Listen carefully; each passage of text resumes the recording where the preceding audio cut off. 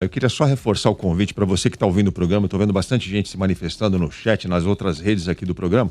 Convide as pessoas para ouvir agora. Nós estamos aqui com um homem que está interessado em ser o próximo presidente. Não se trata aqui de fazer propaganda. A gente quer abrir espaço para todos os candidatos ou pré-candidatos da terceira via. Porque se você está cansado dos mesmos nomes, dos mesmos políticos, você tem que ouvir outros. Então preste atenção no conteúdo. Não vamos escolher presidente de novo por meme de WhatsApp, presidente que não participou de debate. A gente já viu no que deu. Tá todo mundo sentindo na pele no que deu escolher presidente dessa forma. Então vamos prestar atenção na entrevista, no conteúdo, no que os candidatos que vão passar por aqui falam. Vamos começar a nossa entrevista? A Grande Verdade. Entrevista. Abrindo uma série de entrevistas que vem por aí. Olha só que bacana. Ele é cientista político, escritor, fundador e presidente do Centro de Liderança Pública, o CLP. Já publicou livros sobre gestão pública, sobre história, sobre política. Agora ele é a aposta do Partido Novo para a presidência da República, para a terceira via no ano que vem. Nosso amigo já, né? Já participou do programa tantas vezes. Luiz Felipe Dávila, tudo bem?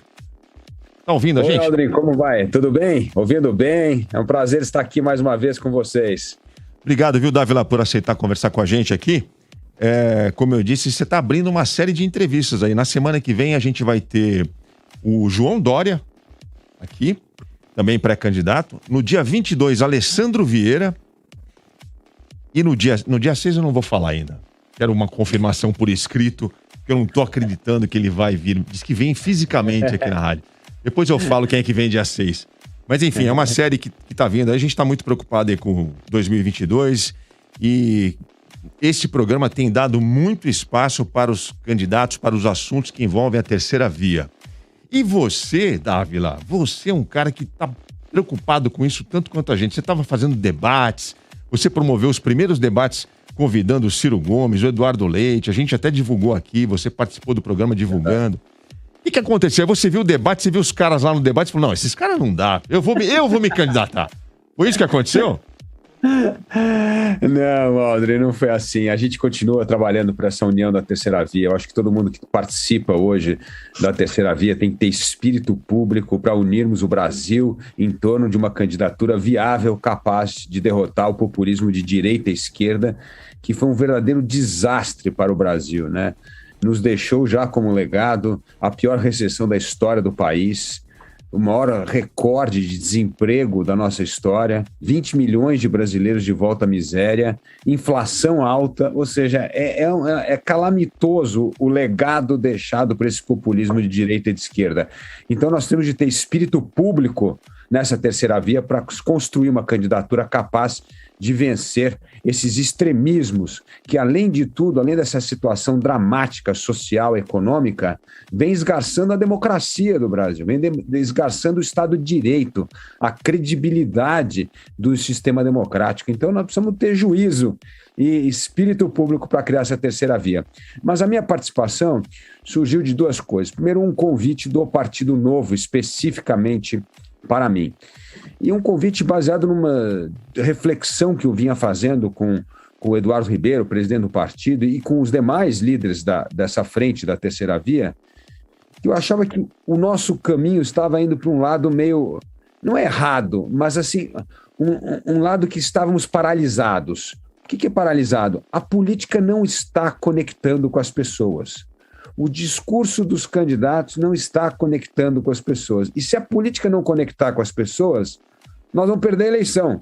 Então é importante que saia mais candidatos e nomes, e eu sou favorável a que tenhamos bastante nomes nesse momento, porque no fundo o candidato da terceira via vai ser aquele capaz de cujo discurso reconecte com as pessoas a política. Acho que esse é o grande desafio de todos nós.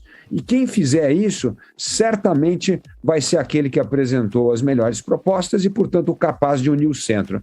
Então, eu participo desse debate com esse espírito público, de construir essa terceira via e trabalhar para ajudar a reconectar a política com o brasileiro. Yolanda, faz a sua pergunta. Minha pergunta não podia deixar de ser em relação aos precatórios, né, que está aí nos holofotes de Brasília, nos holofotes do mercado financeiro. A votação dos precatórios passou na Câmara, agora segue para o Senado. Eu queria que você explicasse o que vocês enxergam nessa votação no Senado. Qual que é o cenário? Deve passar também? Deve passar com modificação ou o gato subiu no telhado porque agora já está escancarada essa questão de emenda, que parte do dinheiro vai para as emendas? E outro ponto em relação aos precatórios é o seguinte: o Novo se posicionou ao contrário, né? Que essa votação, o PEC do calote, né? A PEC do calote passasse aí na Câmara.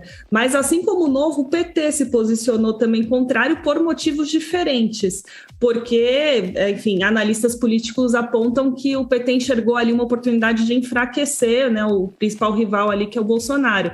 Você enxerga essas votações em conjunto, mesmo com partidos que não tem nada a ver, né, com o Partido Novo, com bons olhos, já que são pautas que, no fim, vocês acreditam, ou você acha que cabe aí um tom de oportunismo e isso não é tão bom assim?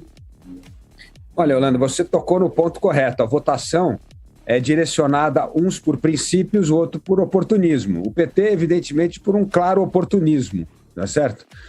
O Partido Novo por uma questão de princípio. Nós não podemos aprovar uma emenda constitucional que legaliza o calote. Isso é um absurdo total. Isso é contra um dos princípios basilares do Estado de Direito, da confiança nas regras. Você como economista sabe isso muito bem, dos investimentos não virem para o Brasil nesse momento é a insegurança jurídica. Ninguém acredita nas regras do jogo, porque as regras do jogo mudam todo dia. Então, essa insegurança das regras, essa imprevisibilidade, afugenta esse investimento de longo prazo, que é muito importante para o Brasil. Como você sabe, o Brasil precisa de muito investimento em infraestrutura. Só na área do saneamento básico, uma questão vital para o Brasil, nós precisamos atrair aí mais de 700 bilhões de reais para dar água tratada, esgoto tratado para todos os brasileiros. Imagina o que isso gera de emprego, o que isso gera de redução de gasto com a saúde, o que isso movimenta a economia, melhora a competitividade do Brasil, tudo bom. Mas por que as pessoas não investem no Brasil? Porque é isso. Cada dia nós temos decisões que aumentam a insegurança jurídica. Então, é um absurdo a legalização do calote. E eu espero que o Senado tenha juízo para derrubar essa emenda, que é um disparate. Imagina se um cidadão dá calote onde ele faz a compra fiada na mercearia, lá o que acontece. Nunca mais ninguém vende nada para ele. Imagina se você dá o calote no banco. O banco vem para cima de você, toma seu carro, a sua casa, tudo que você tem. Então, é assim, tem consequências uma coisa dessa. E se você juntar a PEC dos precatórios com a medida irresponsável de furar o teto do gasto, o que aconteceu com o Brasil nesses últimos dias? O custo da dívida pública já subiu 360 bilhões de reais. Já dava para pagar tranquilamente o auxílio emergencial, só o custo da irresponsabilidade política. Então, nós temos de fazer política social no Brasil com responsabilidade financeira. E por isso que o Novo se posicionou de uma forma tão incisiva nas duas votações, votando contra. Porque somos contra qualquer medida que enfraquece o Estado de Direito, a confiança nas leis e a previsibilidade das regras do jogo.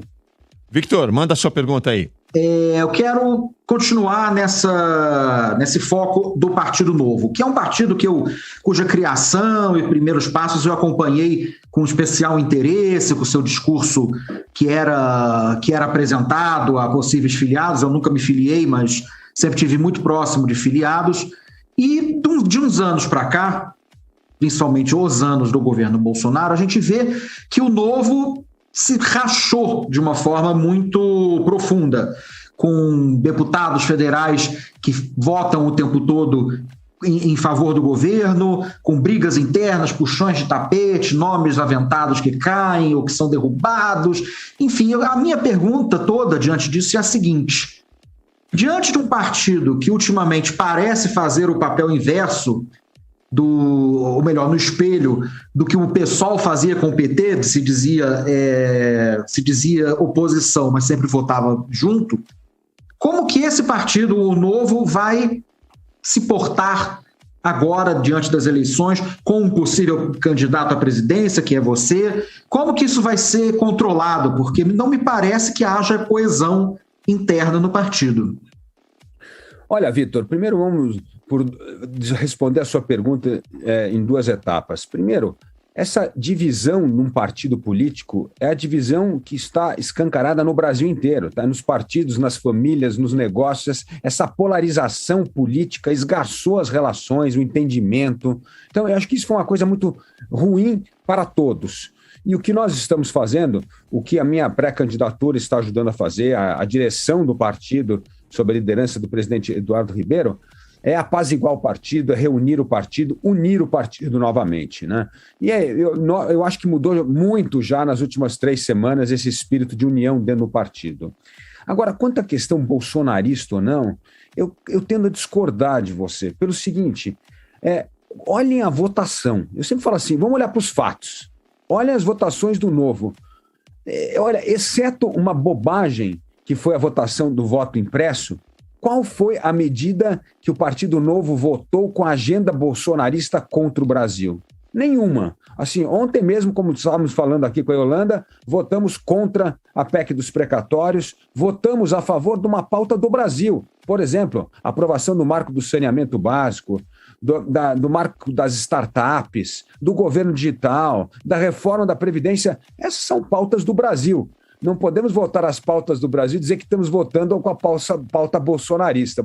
A pauta bolsonarista é a pauta corporativista, é a pauta desses costumes conservadores, e o Partido Novo não votou com os bolsonaristas nessas questões que são importantes para os bolsonaristas. Então, assim, eu acho que tem a ver mais com questão de posicionamento e não há divergência de valores. Eu digo que o Partido Novo é um partido que tem uma coerência em torno de valores que é muito importante. Isso mantém o partido unido. Então, um pouco do que, vamos dizer assim, espalhou de divisão do partido tem muito mais a ver com uma questão de posicionamento, e posicionamento, como você sabe, tem muito a ver com questões particulares, regionais, de base de cada parlamentar, do que, na verdade, com uma questão de divergência de valores. Então, eu não acredito que essa divisão seja profunda em termos de valores. Existem, sim, divisão de posicionamento, mas não de valores, como mostram as votações do Partido Novo no Congresso Nacional. Paulo Tadeu, vai lá. Bom, eu queria saber o seguinte, uma terceira via dividida, Luiz, ela consegue chegar ao segundo turno? Não, eu espero, Paulo, que ela não esteja dividida. Nós esperamos que até junho do próximo ano estejamos juntos. Mas essa aliança, e você, Paulo Tadeu, sabe muito bem disso, precisa ser uma aliança em torno de propostas, de projeto de país. Não é uma aliança em torno de nomes. Então, eu falo assim, a imprensa passa o dia inteiro perguntando se a gente apoia nome A ou nome B. Nós não estamos falando em termos de nomes, nós estamos falando em termos de rumo do país. Projetos, propostas, como tirar o Brasil desse lamaçal em que ele se encontra, essa crise social, essa crise do emprego, essa crise do baixo crescimento econômico. É isso que nós precisamos resolver. Essa terceira via vai estar unida em torno de aprovarmos a reforma da Previdência, a reforma tributária, vai estar unida em torno da abertura econômica, da inserção global do Brasil nas cadeias globais de valor, no fim do protecionismo, em derrubar esses feudos de privilégio que recebem benefícios tarifários do governo. São essas as questões que vão condicionar a construção dessa unidade da terceira via. Se tiver uma pauta soft corporativista, nós estamos fora dessa pauta, nós não vamos apoiar. Mas eu estou te perguntando isso porque a gente tem hoje, a gente pode dizer que Bolsonaro, aconteça o que acontecer, pode matar a mãe dele amanhã, ele vai ter aí uns 25, entre 25% e 30% dos eleitores. O Lula, a gente também tem esse histórico também do PT chegar em torno de 25% a 30%. Por isso que eu estou te perguntando isso, se é possível uma união para quebrar, para superar esses números, porque são números muito expressivos e que já praticamente garantem esses dois candidatos no segundo turno. Então, vamos lá. Primeiro ponto importante. O eleitor brasileiro, o único sinal que ele já deu claramente hoje é quem ele não quer para presidente da República. E aí estão nas taxas de rejeição. Olha a taxa de rejeição do Lula e do Bolsonaro. O Bolsonaro tem uma taxa de rejeição de quase 60%. E o Lula tem uma taxa de rejeição de 45%, ou seja, metade do eleitorado brasileiro está dizendo claramente que não quer votar em Lula e Bolsonaro. E parte dessa aceitação ao Bolsonaro hoje ainda é resquício do sujeito capaz de vencer o PT. Então, assim, existe um antipetismo nesse apoio aí. No dia que a terceira via tiver um candidato competitivo, parte desse voto do Bolsonaro vai derreter, sim. Ele vai ficar com o voto só dos bolsomínios. Eu digo o seguinte, o Bolsonaro foi eleito com o apoio de 4 grupos. Tinha os bolsomínios, os lavajatistas, aqueles que achavam que o Bolsonaro ia combater a corrupção, os liberais do Paulo Guedes, aqueles que achavam que nós teríamos as grandes reformas, e os antipetistas. Esses eram os 4 grupos. Desses 4 grupos, 3 grupos estão órfãos em busca de um candidato. Os lavajatistas, os liberais e os antipetistas. Então, na verdade, esses 25% que você está dizendo dos votos do Bolsonaro ainda refletem parte desses candidatos que dizem, bom, o que nós não queremos é a volta do PT. Então, o único cara que hoje pode vencer o PT é o Bolsonaro. Mas o Bolsonaro vai continuar derretendo, sim. E, portanto, a terceira via precisa apresentar propostas claras, reconectar a política com as pessoas para poder ter uma candidatura competitiva capaz de vencer o PT em 2022. Davila, falando de propostas então, você já está vendo alguém para ser o seu ministro da Economia? Você já está conversando com alguém ou com algum grupo? Você tem já está formulando um plano econômico? Porque a gente vai precisar muito disso, né? Em 2023 o Brasil está ferrado, né? Quem quer que seja o próximo presidente vai pegar uma bucha aí. Você já está vendo isso? Com certeza.